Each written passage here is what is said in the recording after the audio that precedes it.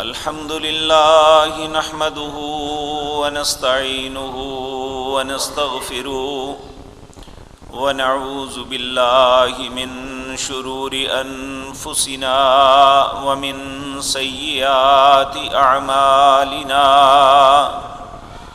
من يهده الله فلا مضل له ومن يضلل فلا هادي له وأشهد أن لا إله إلا الله وحده لا شريك له وأشهد أن محمدًا عبده ورسوله أما بعد فإن خير الحديث كتاب الله وخير الهدي هدي محمد صلى الله عليه وسلم وشر الأمور محدثاتها وكل محدثة بدعة وكل بدعة ضلالة وكل ضلالة في النار رب اشرح لي صدري ويسر لي أمري واحلل عقدة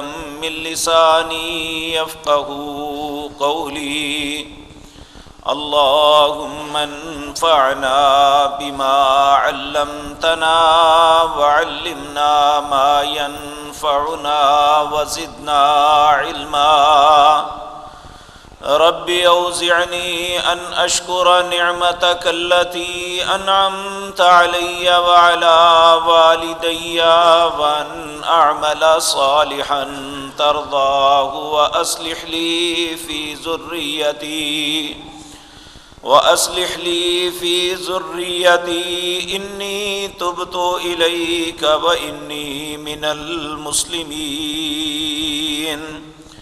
أعوذ بالله السميع العليم من الشيطان الرجيم بسم الله الرحمن الرحيم يا أيها الذين آمنوا قوا أنفسكم وأهليكم نارا وقودها الناس والحجارة عليها ملائكة غلاظ شداد لا يعصون الله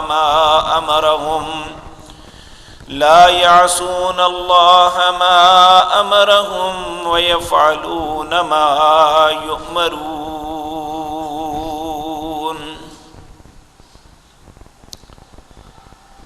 حضرات محترم، حقوق العباد کے اندر بعض رشتوں کا تذکرہ کیا تھا کہ سب سے پہلے اللہ رب العزت نے انسانوں میں سب سے پہلا حق جو مقرر کیا ہے وہ انسان کے لیے وہ ماں باپ پہ احسان کرنا ہے. گزشتہ مجلس میں میاں کے بیوی کے متعلق کیا حقوق ہیں اور بیوی کو خامد کے کون سے حق ادا کرنے ہیں، اللہ رب العزت نے یا پیارے نبی جناب محمد الرسول اللہ صلی اللہ علیہ وسلم نے ہر دونوں کو کیسے پابند بنایا، اس کی کچھ تفصیل آپ کے سامنے عرض کی تھی. آج تیسرا اور اہم رشتہ ہے اولاد، کہ بحیثیت ماں باپ ہم پہ کیا حق ہے کہ ہم اپنی اولاد کے لیے یہ کریں. تو میرے عزیز بھائیو یہ بات یاد رکھیں، ہر انسان کوئی بھی ہے اس کے دل میں اور کوئی خواہش ہو یا نہ ہو اولاد کی خواہش ضرور ہوتی ہے، اور ہر اچھا انسان اس بات کا خواہش مند ہے، متمنی ہے کہ مجھے جو اولاد ملے وہ اچھی، لائق ہو، فرما بردار ہو، میری آنکھوں کی ٹھنڈک ہو. لیکن یہ بات یاد رکھیں اولاد کے حصول کے ذرائع جو ہیں، ایک خامد ہے، دوسری بیوی ہے۔ اگر عورت یہ سوچے کہ میں نے اپنی اولاد کو پانے کے لیے ایک اچھے انسان کا انتخاب کرنا ہے، اور اسی طرح مرد بھی یہ کبھی نہ سوچے کہ میں نے شادی سیکس کے لیے کرنی ہے، بلکہ اس کی سوچ ہونی چاہیے کہ یہ میری اولاد آنے کا ذریعہ ہے، اور جس بطن کے اندر میری اولاد نے پرورش پانی ہے اس کا بطن پاک ہونا چاہیے۔ اللہ رب العزت نے بھی قرآن عزیز 5ویں پارے کی پہلی آیت میں یہی فرمایا، محصنات غیر مصافحات ولا متخذات اخدان۔ جس خاتون سے شادی کرنے والے ہو اس کے متعلق یہ تسلی کرو کہ وہ پاکیزہ ہے، وہ اپنے آپ کو آلودہ تو نہیں کیا ہوا، ولا متخذات اخدان، کیا وہ ظاہراً یا چھپ کے دوستیاں تو نہیں لگاتی تھی؟ اگر اچھی اولاد کے متمنی ہو تو اللہ رب العزت کا مشورہ ہے اپنی پاک کلام کے اندر، کسی ایسی عورت کا انتخاب نہ کرو جو پہلے سے دوستیاں لگانے والی ہے، جو پہلے سے جس کا کردار داغدار ہے، کیونکہ ہر انسان اس بات کی تمنا کرتا ہے کہ اس کی اولاد پاکیزہ ہو، اس کی اولاد اچھی ہو، اس کے لیے خیر کا سبب بنے، تو پھر ہمیں ذرائع بھی اچھے اختیار کرنے چاہیے۔ تو پہلی بات نبی مکرم جناب محمد الرسول اللہ صلی اللہ علیہ وسلم نے فرمایا، صحیح مسلم کے اندر روایت ہے، حضرت عبداللہ بن عمر رضی اللہ تعالی عنہ اس حدیث کو روایت کرتے ہیں کہ ان رسول اللہ صلی اللہ علیہ وسلم، بے شک رسول اللہ صلی اللہ علیہ وسلم قال، آپ نے ارشاد فرمایا، الدنیا متاع، دنیا ایک فائدے کی چیز ہے جس سے انسان مختلف فائدے اٹھاتا ہے، وَخَيْرُ مَتَاعِ الدُّنْيَا الْمَرْأَةُ الصَّالِحَةُ، لوگوں یاد رکھو دنیا میں سب سے بہترین توشہ، بہترین چیز، بہترین بات یہ ہے کہ تمہاری زندگی کی ساتھی جو خاتون ہے وہ نیک ہونی چاہیے۔ یہ نبی مکرم جناب محمد الرسول اللہ نے فرمایا۔ یہ کیوں کہا؟ اس لیے کہ سب سے پہلی درسگاہ جو ہے بچے کے لیے وہ ماں کی گود ہے، بلکہ اس سے بھی پہلے چلے جائیں، اب تو سائنس نے بھی یہ بات ہمیں بتلا دی کہ اگر ماں اپنے حمل کے دوران وہ میوزک سنتی ہے تو بچہ پیٹ کے اندر اس کے اثرات کو قبول کرتا ہے، اگر وہ اس کی ایکٹیویٹیز غلط ہیں تو بچہ ان ساری ایکٹیویٹیز کو قبول کر رہا ہے۔ اگر اس کے برعکس وہ ماں جو ایسے وقتوں میں قرآن کی تلاوت کرتی ہے، استغفار کرتی ہے، اپنے آنے والے بچے کی خیر کی دعائیں مانگتی ہے، اس کے اثرات بھی اس پہ ہوں گے۔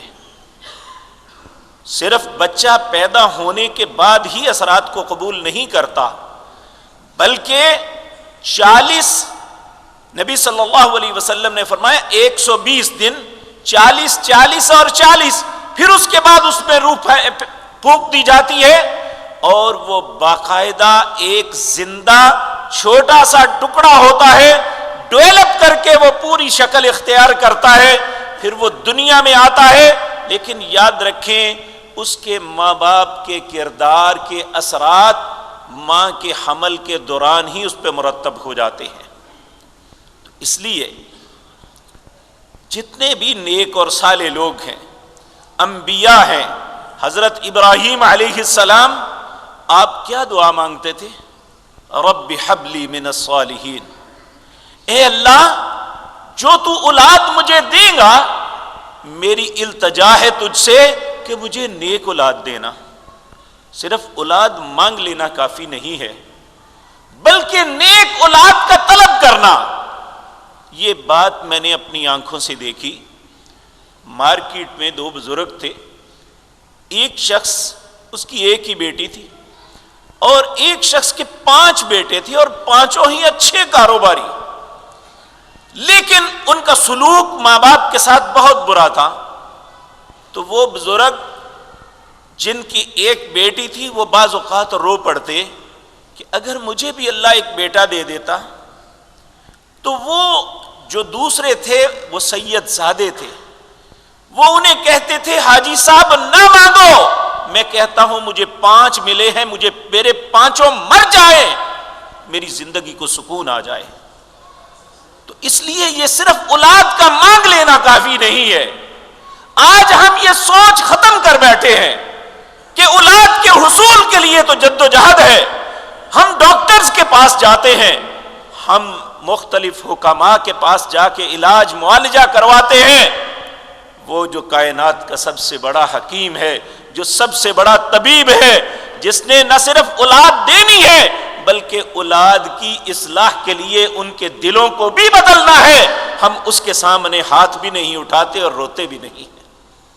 سیدنا ابراہیم خلیل اللہ علیہ السلام جب اولاد کے حصول کی بڑی چاہت ہوئی، یعنی ہجرت کر کے گھر بار چھوڑ دیا، کوئی ساتھی نہیں، میاں اور بیوی ہیں، عمر 80 سال ہو گئی، اور 80 سال کی عمر میں ایسے حالات میں انسان کے لیے کوئی اپنا نظر نہ آتا ہو تو اس وقت اللہ کی منتیں کیا کرتے ہیں؟ رب ہب لی من الصالحین وقال انی ذاہب الی ربی سیہدین.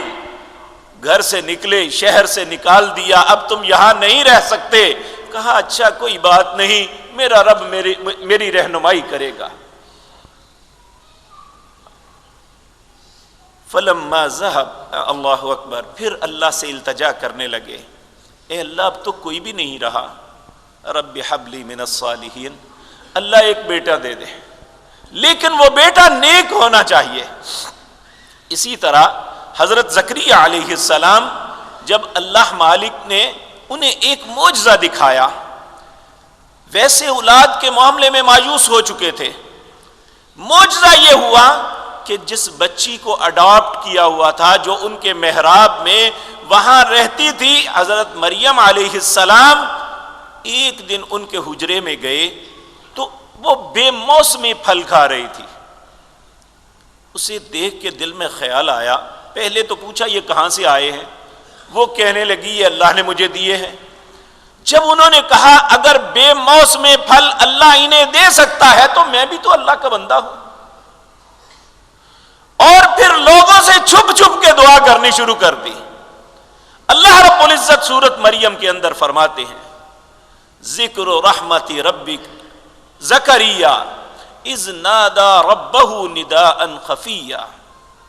جب وہ چھپ چھپ کے اپنے رب کو پکارتے تھے، قال ربی انی وہن العزم منی واشتعل الراس شیبا، اے اللہ میں جانتا ہوں میں بڑھاپے سے میری ہڈیاں بسیدہ ہو گئی، میری عورت بانجھ ہے، لیکن اس کے ساتھ مجھے یقین ہے کہ تیری بارگاہ میں کوئی نامراد نہیں لوٹتا. رب ہب لی من لدنک رحمہ، اے اللہ تو اپنی رحمت کے ساتھ مجھ پہ لوٹ، اور اے اللہ مجھے ایک ایسا وارث دے جو نیک ہو. تو جب اللہ نے دیا تو کہا کہ میں تمہیں یحییٰ دیتا ہوں، اس جیسا بچہ کوئی نہیں ہوگا. تو میرے عزیز بھائیو، سب سے پہلی بات، اگر ہم یہ چاہتے ہیں کہ ہماری اولادیں اچھی ہوں تو اولادوں کے آنے کے ذرائع درست بنائیں. نمبر 2، ہم چاہے ابھی اولاد کی امید بھی نہیں ہے تو اولاد کے لیے دعا کرنے کا اللہ نے حکم دیا، بیوی کے لیے دعا کرنے کا اللہ نے حکم دیا.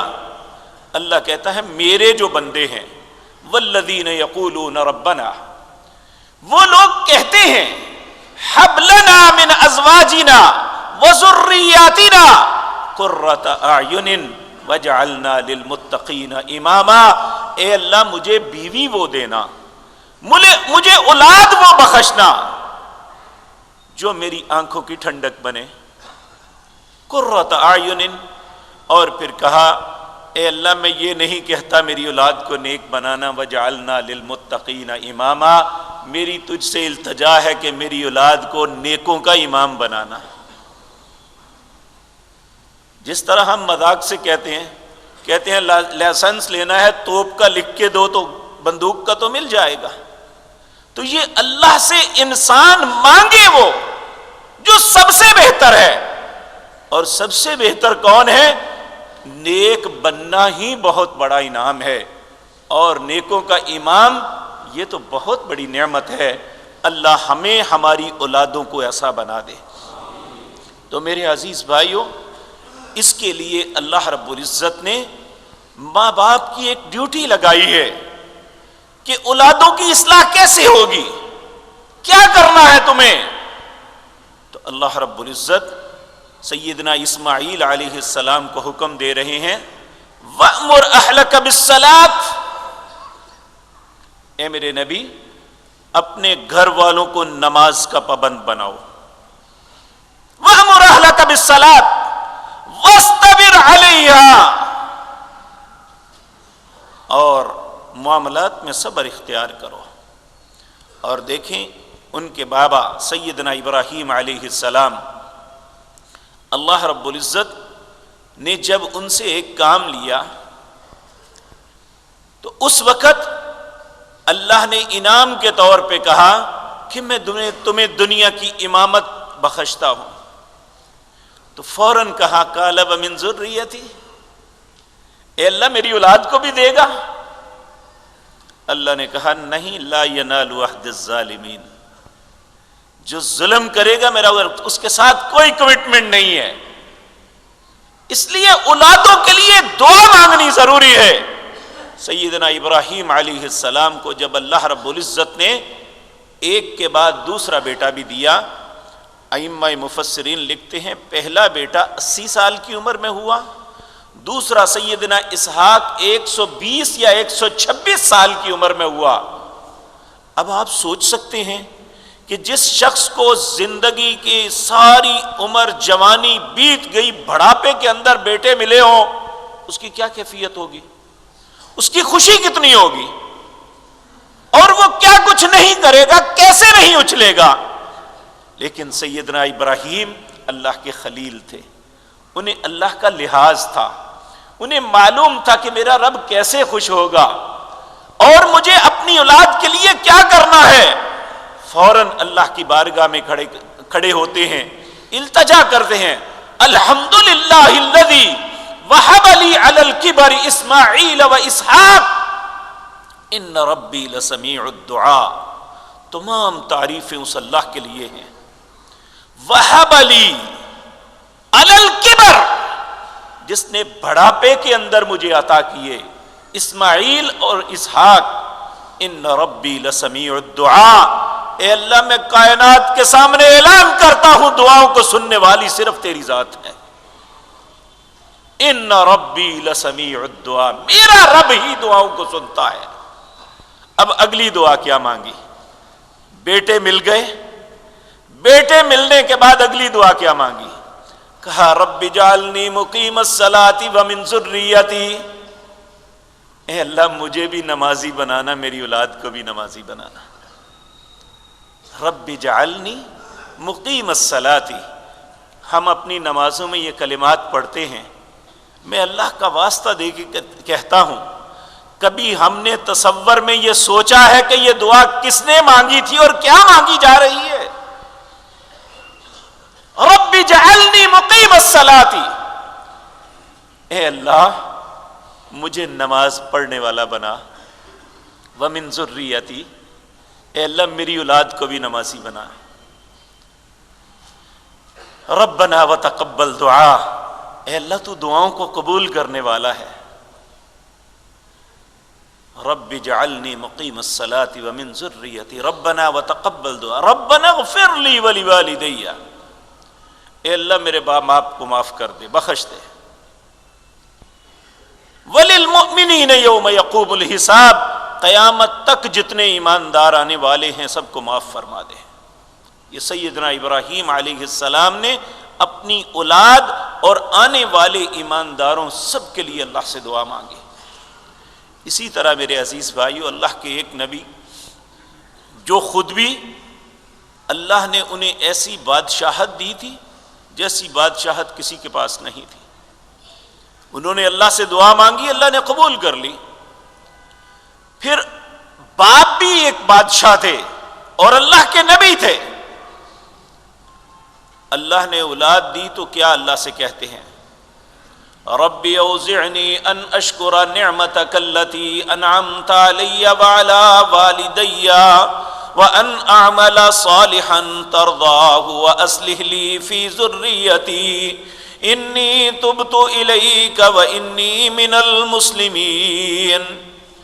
ربی اے میرے رب، اوزعنی مجھے توفیق دے، ان اشکرا میں تیرا شکر ادا کروں، ان اشکرا نعمتک التی انعمت علی وعلی والدی، اے اللہ جو نعمتیں تو نے مجھے دی ہیں یا میرے ماں باپ کو عطا کی ہیں، اے اللہ مجھے توفیق بخش کے میں ان کا شکر ادا کروں۔ وَأَصْلِحْ لِي فِي ذُرِّيَّتِي، اے اللہ میری تیرے حضور منت ہے، اے اللہ میری تیرے حضور التجا ہے کہ تو جس طرح ہمیں برائی سے بچایا، نبوت سے نوازا، دنیا کی نعمتیں عطا کی، اے اللہ میری اولاد کی بھی اصلاح فرمانا۔ وَأَصْلِحْ لِي فِي ذُرِّيَّتِي إِنِّي تُبْتُ إِلَيْكَ، اے اللہ میں تجھ سے معافی طلب کرتا ہوں۔ وَإِنِّي مِنَ الْمُسْلِمِينَ، اے اللہ تیرے فرما برداروں میں جب بھی نام آئے گا میرا نام بھی انشاءاللہ وہیں پہ ہوگا۔ یعنی اپنی فرما برداری کا یقین دلا کے کہا وَأَصْلِحْ لِي فِي ذُرِّيَّتِي، اے اللہ میری اولاد کی اصلاح فرمانا۔ سب سے پہلا انسان پہ حق یہ ہے، پیارے پیغمبر جناب محمد الرسول اللہ صلی اللہ علیہ وسلم نے فرمایا اپنی اولادوں کو بد دعا نہ دیا کرو، کیونکہ ماں باپ کی زبان سے نکلا ہوا کلمہ اللہ قبول کر لیتا ہے۔ تاریخ میں رسول اللہ صلی اللہ علیہ وسلم نے ایک بڑا عجیب واقعہ بیان کیا۔ آپ نے فرمایا پہلی امتوں میں ایک شخص تھا جس کا نام جریج تھا، بڑا ہی نیک آدمی، اور اس نے اپنا سارا کچھ الگ تھلگ بنایا ہوا تھا کہ میں صرف اللہ کی عبادت کروں۔ ایک دن اس کی ماں کو ایک کام پڑا، وہ گئی اس کی کٹیا کے بعد جا کے آواز دینے لگی، یا جریج یا جریج۔ اب جریج نماز پڑھ رہے تھے، دل میں سوچا اے اللہ ایک طرف تو ہے ایک طرف ماں، کیا کروں؟ فوراً ذہن میں آیا اللہ کو ترجیح دینی چاہیے، اپنی نماز کو جاری رکھا، ماں چلی گئی۔ دوسری دفعہ اللہ کی شان پھر ایسا ہی ہوا، جب تیسری مرتبہ ہوا تو ماں کی زبان سے کلمہ نکل گیا، جا تو کسی بری عورت کا منہ دیکھے۔ اللہ کی شان کہ وہاں کسی عورت نے ایک ناجائز بچے کو جنم دیا، جب لوگوں نے پکڑ کے اسے لان تان ملامت کی تو اس نے کہا یہ جو بڑا صوفی بنا بیٹھا ہے نا، یہ حقیقتاً اس کا بچہ ہے۔ لوگ جذباتی ہوتے ہیں بڑے، اور خصوصاً مذہبی لوگوں کے متعلق تحقیق نہیں کرتے، فوراً بھاگے، انہوں نے جا کے اس کی کٹیا گرا دی اور اسے مارنا شروع کر دیا۔ وہ بیچارہ منتیں ہی کرتا رہا، میں نے کیا کیا ہے؟ جب مار مار کے تھک گئے تو کسی بھلے مانس نے کہا بھائی اس کی بات تو سن لو۔ وہ کہنے لگے تو نے ایک ناجائز بچے کو جنم دیا ہے؟ کہنے لگا بچہ لے کے آؤ۔ فوراً دل کو ٹھیس پہنچی کہ میری ماں نے فلاں وقت یہ بات کہی تھی۔ جب بچہ لایا گیا تو اللہ کے سامنے ہاتھ اٹھا دیے، اے اللہ تو جانتا ہے کہ میں نے یہ خباثت نہیں کی، اے اللہ اس معاملے کو میرے لیے پاک کر، صاف کر دے۔ اور اللہ نے ان کے دل میں بات ڈالی، انہوں نے بچے سے پوچھا بیٹے تو ہی بتا کس کا بیٹا ہے؟ حالانکہ وہ ابھی چند لمحوں کا بالکل نامولود تھا۔ لوگوں نے کہا یہ بولے گا؟ تو اللہ نے جو 3 بچے دنیا میں ماں کی گود میں بلوائے ان میں ایک یہ تھا۔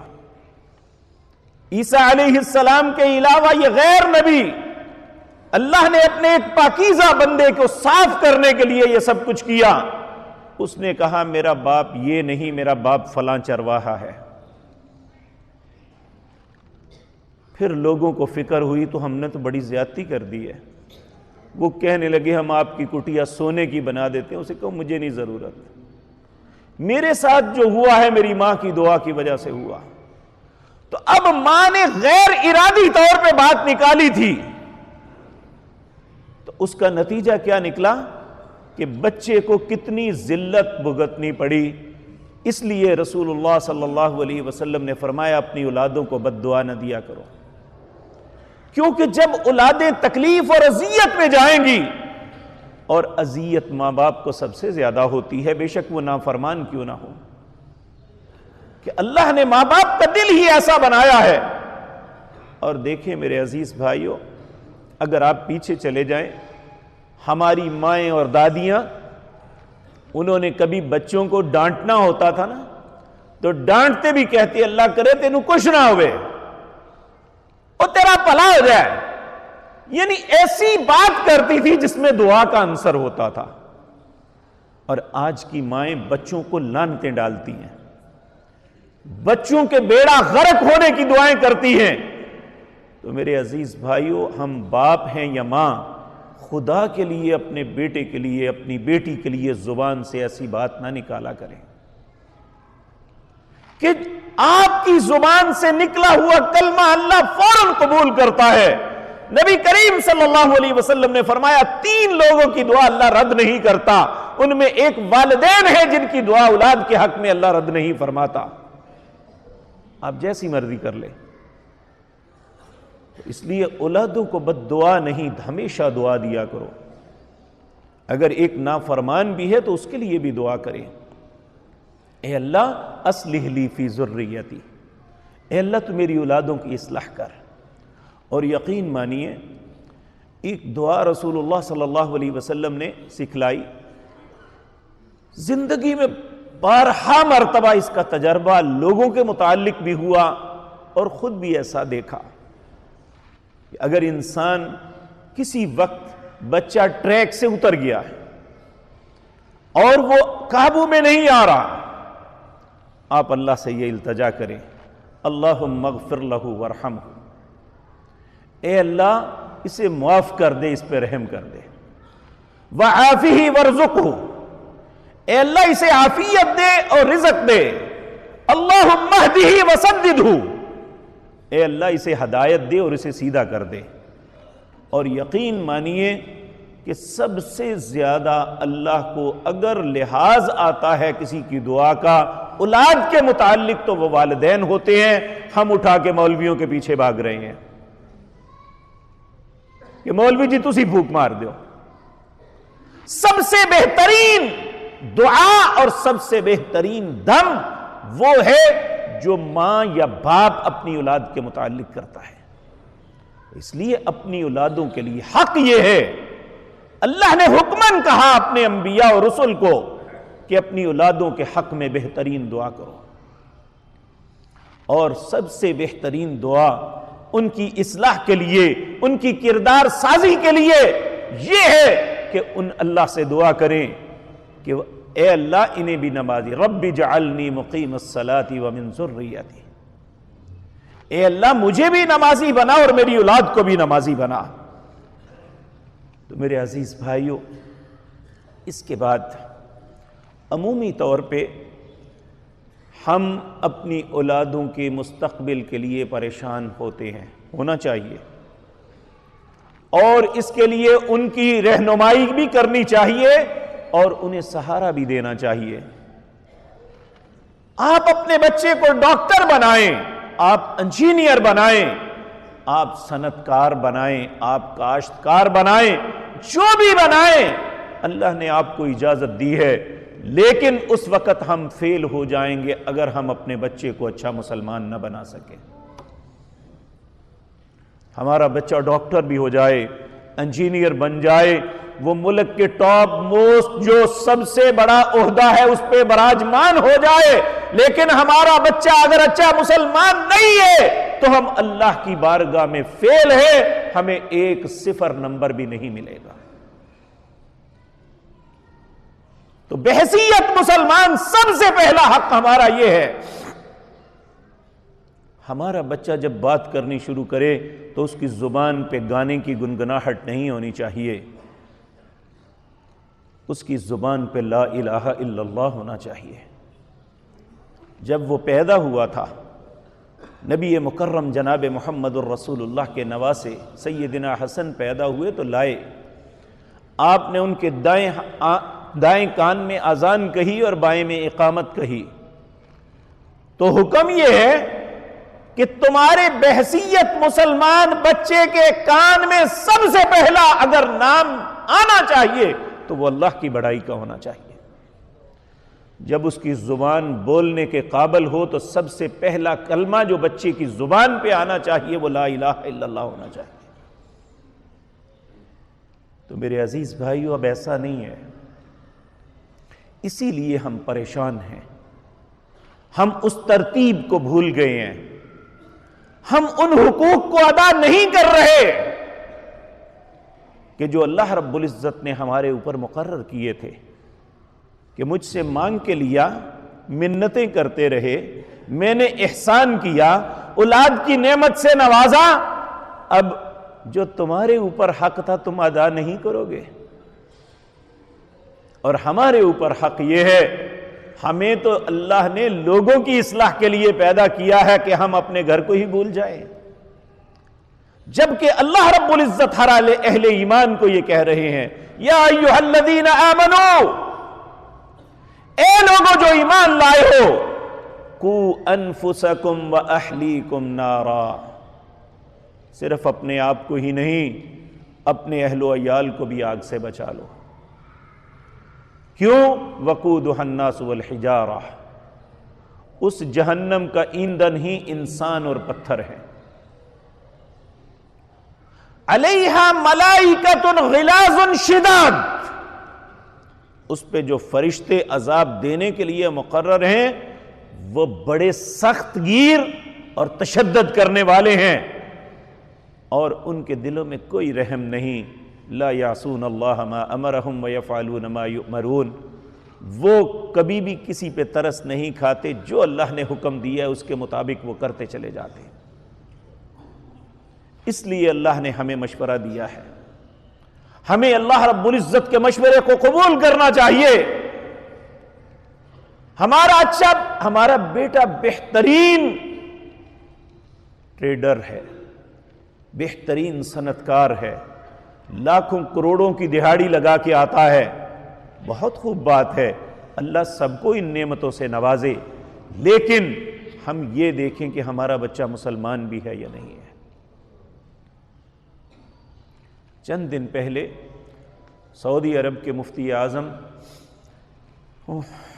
ان کا پرانا کلپ ایک دیکھا، ایک بندے نے سوال کیا، ایک شخص شہادتین اشہد ان لا الہ الا اللہ و اشہد ان محمد الرسول اللہ کہتا ہے، لیکن وہ نماز نہیں پڑھتا، وہ روزہ نہیں رکھتا، مال بھی ہے، اللہ کا حق نہیں دیتا، اس کے متعلق ہم کیا کہیں گے؟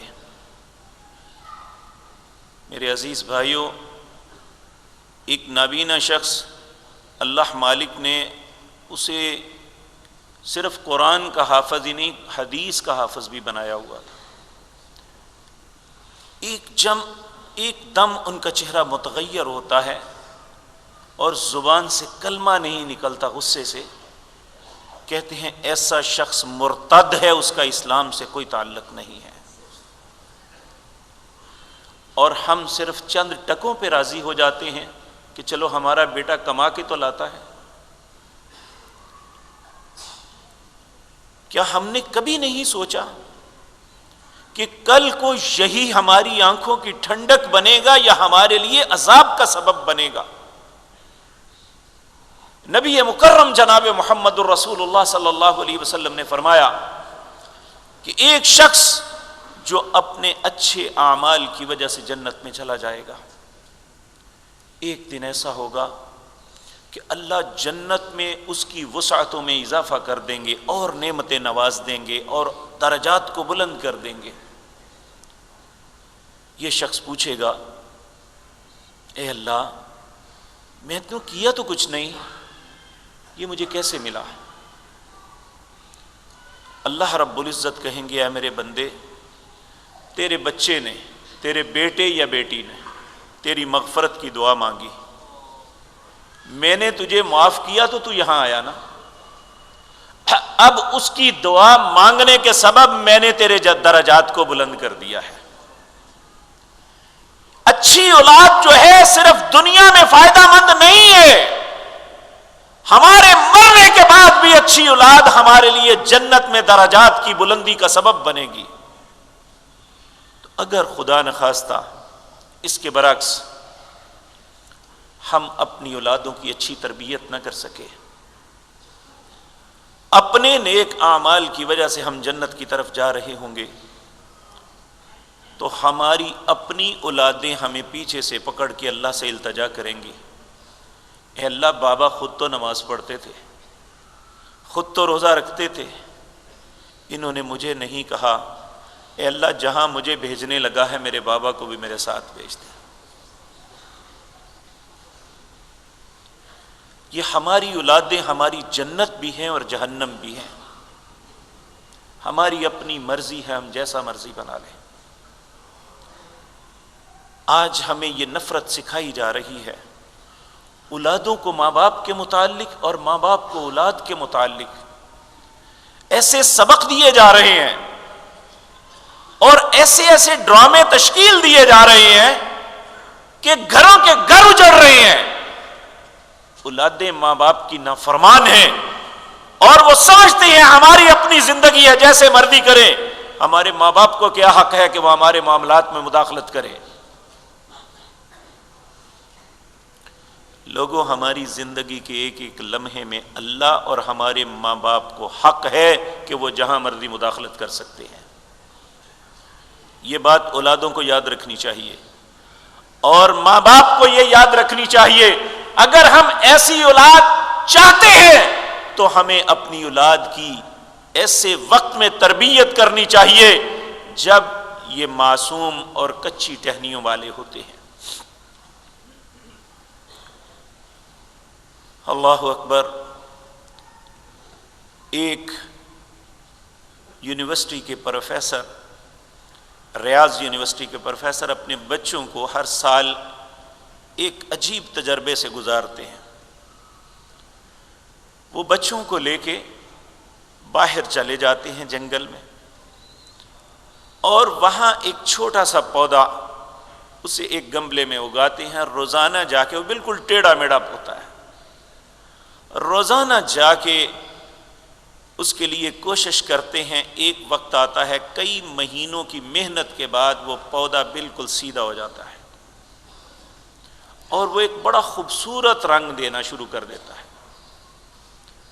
اب جب یہ کئی مہینوں کی محنت روزانہ طلباء کو سامنے دکھا کے یہ سارا کچھ کرتے ہیں، پھر اس کے بعد ایک ٹیڑھا میڑھا درخت پورا تناور بنا ہوتا ہے، اس کے پاس جاتے ہیں، خود اور سارے بچے مل کے کئی دنوں تک زور لگاتے ہیں، اس کا ٹیڑھا پن نہیں جاتا۔ پھر اس کے بعد وہ اپنے بچوں کو مخاطب کر کے کہتے ہیں، بیٹے، انسان کی مثال بھی یہی ہے، جب یہ معصوم ہوتا ہے تو اس درخت کی، اس چھوٹے پودے کی طرح، بے شک یہ اس سے بھی زیادہ ٹیڑھا تھا، ہم نے اسے سیدھا کر لیا، لیکن جب یہ پختہ ہو گیا پھر اس کا سدھارنا ممکن نہیں ہوتا۔ ہم اس وقت جا کے آنسو بہاتے ہیں جب اس کو درست کرنا ہمارے لیے بالکل ناممکن بن جاتا ہے۔ اگر اللہ کر دے تو اس کے لیے مشکل نہیں ہے، کیونکہ اللہ دلوں کو پھیرنے والا ہے۔ نبی کریم صلی اللہ علیہ وسلم نے فرمایا، انسان کا دل اللہ کی 2 انگلیوں کے درمیان ہے، جیسے چاہتا ہے پھیر دیتا ہے، اس لیے تم اللہ سے التجا کیا کرو، یا مصرف القلوب صرف قلوبنا علی دینک، اے دلوں کو پھیرنے والے، میرے دل کو اپنے دین کی طرف پھیر لے۔ یا مثبت القلوب ثبت قلوبنا علی طاعتک، اے دلوں کو جمع دینے والے میرے دل کو اپنی اطاعت پہ، اپنی فرما برداری پہ جمع دیں۔ تو میرے عزیز بھائیو، ہم اپنے لیے، اپنی اولادوں کے لیے، ہم پہ یہ حق ہے، ہم پہ یہ قرض ہے کہ ہم اپنے بچوں کے لیے دعا کریں۔ اور اسی طرح میرے عزیز بھائیو، عمومی طور پہ بعض بڑے دانا عقل مند معاشرے میں پڑھے لکھے لوگ بڑی اچھی پوسٹ پہ بیٹھے، جب دین کی طرف تھوڑا سا رجحان آتا ہے تو کہتے ہیں جی عقیقے کا کیا معاملہ ہے، جی یہ کوئی ضروری ہے؟ میرے پیارے بھائیوں، اللہ رب العزت نے اپنے پیارے نبی کی زبان سے بتایا کہ یہ میرا قرض ہے تم پہ، میں نے اولاد دی ہے، اب یہ حق ہے، یہ قرض اتارو۔ کہ جب 7واں دن آئے تو بیٹا ہے تو 2 بکرے، اگر بیٹی ہے تو 1، یہ قرض ہے اس پہ، اگر آپ استطاعت رکھتے ہیں تو فوراً عقیقہ کریں۔ ہم فنکشن کا انتظار کرتے ہیں کہ دیکھیں جب وہ خاندان کے لوگ جس دن فارغ ہوں گے اس دن ہم کریں گے۔ میرے بھائیوں، فنکشن جو مرضی آپ کرتے رہیں، لیکن اللہ کا حق وہی ہے جو ایگزیکٹ وقت پہ کیا جائے، اور وہ وقت 7واں دن ہے۔ نبی کریم صلی اللہ علیہ وسلم نے فرمایا 7ویں دن جو کرو گے عقیقہ ہے، اس کے بعد جو ہے وہ صدقہ ہے۔ یہ اسی طرح آپ سمجھ لیں کہ ابھی ایک شخص، آپ تشریف لائے ہیں، آپ خطبہ سن رہے ہیں، اس کے بعد انشاءاللہ نماز ہوگی، ہم سب مل کے نماز پڑھیں گے، جمعہ ادا ہو گیا۔ ایک شخص نماز کے بعد آتا ہے، کیا وہ 100 رکعتیں بھی پڑھ لے تو یہ جمعے کا اجر لے سکے گا؟ جو آپ نے وقت پہ آ کے اجر لے لیا، تو کیا وہ آنے والا شخص 2 کے بجائے 100 رکعت بھی پڑھ لے تو جو اجر اللہ نے آپ کو دینا ہے وہ اسے مل سکے گا؟ کبھی نہیں۔ یہی معاملہ اسی طرح ہے، اگر وقت پہ کریں گے تو یہ قرض بھی اترے گا اور اجر بھی ملے گا، تو اگر وقت کے بعد کریں گے قرض تو اتر جائے گا، اجر نہیں ملے گا۔ تو اس لیے ضروری ہے کہ جو عقیقہ ہے یہ فوراً کیا جائے، اس قرض کو بچے کے سر سے اتارا جائے۔ اور نبی کریم صلی اللہ علیہ وسلم نے ایک اور حکم دیا، یہ 7ویں دن 3 کام ضرور کرو۔ ایک، اس کے لیے عقیقے کا بکرا ذبح کرو۔ نمبر 2، اس کے بال منڈواؤ اور ان بالوں کے وزن کے برابر چاندی غربا میں صدقہ کرو۔ اور تیسرا فرمایا اس کا اچھا نام رکھو، کیونکہ کسی بھی انسان کی شخصیت کے اوپر اس کے نام کے بڑے اثرات ہوتے ہیں۔ سیدنا علی رضی اللہ تعالیٰ عنہ کے ہاں جب بیٹا پیدا ہوا سیدنا حسن، انہوں نے ان کا نام رکھا حرب، نام حرب رکھا۔ حرب کا مطلب ہے لڑائی۔ آ کے نبی کریم صلی اللہ علیہ وسلم سے عرض کیا، ہم نے اس کا نام حرب سوچا ہے۔ آپ نے فرمایا اس کا نام حرب نہیں ہے، اس کا نام حسن ہے۔ حسن کا نام مطلب ہے خوبصورت بھی اور اچھا بھی۔ آپ نے فرمایا میرا بیٹا حرب نہیں ہے، میرا بیٹا حسن ہے۔ آپ نے اس کا نام حسن رکھا۔ سیدنا حسین رضی اللہ تعالی عنہ کا اور ان کا ایک بھائی فوت ہو گیا تھا، اس کا نام احسن تھا یا محسن تھا۔ تو میرے عزیز بھائیوں، اس لیے یہ ہم پہ حق ہیں، پہلے ہم ان حقوق کو ادا کریں، پھر اپنے حق کا مطالبہ کریں۔ اللہ آپ کے ہر حق کو ادا کرنے میں آپ کی اولادوں کی معاونت فرمائیں گے۔ یہ ایک فطرت ہے، جیسے گیند پھینکیں گے ویسے واپس آئے گا۔ جب ہم اللہ کے حکموں کی تعمیل اپنی اولاد کے لیے کریں گے، اور اس کے بعد ایک عظیم حق ہے جس میں ہم اکثر مسلمان فیل ہو جاتے ہیں، وہ ہے اولاد کے درمیان انصاف کرنا۔ ہم ساری زندگی محنت کر کے اپنی ہڈیاں توڑوا لیتے ہیں، بسیدہ ہو جاتی ہیں، جوانی بڑھاپے میں بدل جاتی ہے، قدم اٹھانے سے اٹھ نہیں سکتے، اور یہ سب کچھ اولاد کے لیے کرتے ہیں، اور جب سارا کچھ کر کے تقسیم کا وقت آتا ہے تو ناانصافی کر کے اپنے آپ کو ہمیشہ کے لیے جہنم کا قیدی بنا لیتے ہیں۔ نبی کریم صلی اللہ علیہ وسلم نے فرمایا، ایک شخص 70 سال تک بغیر کسی گناہ کے عبادت کرتا رہے، ایک بھی گناہ 70 سال کے اندر اس نے نہیں کیا، لیکن مرتے وقت اولاد کے حق میں غلط وصیت کر جائے تو جہنم میں 70 سال گہرائی میں جا گرے گا۔ اس لیے یہ مت سوچیں کہ ہمارا بیٹا کون ہے یا بیٹی کون ہے، جو حق اللہ نے مقرر کیے ہیں ان حقوق کو ان پہ چھوڑ دیں، اور اسی میں ہمارے لیے خیر ہے کہ اگر ہم یہ چاہتے ہیں کہ یہ اولاد ہمارے مرنے کے بعد بھی ہمارے لیے خیر کا سبب ہو، ہماری آنکھوں کی ٹھنڈک ہو، تو پھر ترازو کو اپنے ہاتھ نہیں، اس ترازو کو اللہ نے اپنے ہاتھ میں رکھا ہے، اسی کے ہاتھ میں رہنے دیں۔ جو تقسیم کا طریقہ کار اللہ نے مقرر کیا ہے وہ ہونے دیں۔ حضرت نعمان ایک بڑے خوبصورت پیارے صحابی تھے، ان کے باپ بشیر، ان کے 7 بیٹے تھے، لیکن نعمان بڑا ہی فرما بردار تھا۔ ایک دن گھر میں انہوں نے ایک پلاننگ بنائی کہ یہ نعمان میرا بڑا فرما بردار بچہ ہے، میں نے اسے فلاں باغ دینا ہے۔ ان کی حضرت نعمان کی والدہ آڑے آئی، کہنے لگی ہمارے اور بھی بچے ہیں، اگر انہیں دیں گے تو یہ آپس میں نفرت پیدا ہو جائے گی، ایسا نہیں ٹھیک۔ کہنے لگے نہیں، یہ بڑا ہی پیارا بڑا اچھا بیٹا ہے، میں نے اسے ضرور دینا ہے۔ ماں سمجھدار تھی، یہ دیکھیں نا، مائیں چنتے وقت اگر اچھی ماؤں کو چنا جائے تو وہ کیسے اپنے آپ کو بھی اور اپنے خامدوں کو بھی، اپنی اولادوں کو بھی ایسی خباثتوں سے بچا لیتی ہیں۔ کہنے لگی اچھا کوئی بات نہیں، میرا آپ سے جھگڑا کوئی نہیں ہے، آپ اس طرح کریں، اگر آپ یہ چاہتے ہی ہیں تو آپ ایسا کر لیں، لیکن اس بات کا گواہ رسول اللہ کو بنا لیں صلی اللہ علیہ وسلم۔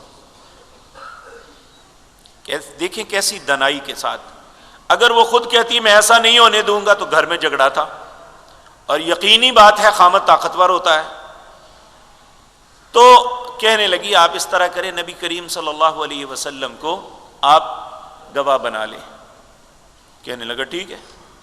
وہ نبی کریم کی خدمت میں اپنے بیٹے نعمان کو ساتھ لے کے گئے، جا کے عرض کیا اللہ کے رسول ہمارے گھر میں ایک جھگڑا ہے، اور یہ معاملہ ہوا ہے کہ آپ دیکھیں یہ میرا بیٹا بڑا ہی پیارا ہے، ساری باتیں انہوں نے کی کہ یہ بڑا خدمت گزار ہے، آپ میرا اس بات میں گواہ بن جائیں کہ میں اس کو فلاں باغ دے رہا ہوں۔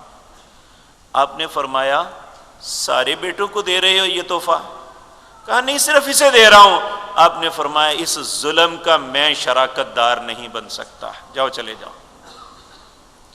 تو میرے بھائیوں ٹھیک ہے، بعض بچوں سے بہت پیار ہوتا ہے، اور بعض بچے نکمے اور ماں باپ کے نافرمان ہوتے ہیں، لیکن ہے تو بیٹا، اس لیے جو حق اللہ نے مقرر کیا ہے وہ دیں۔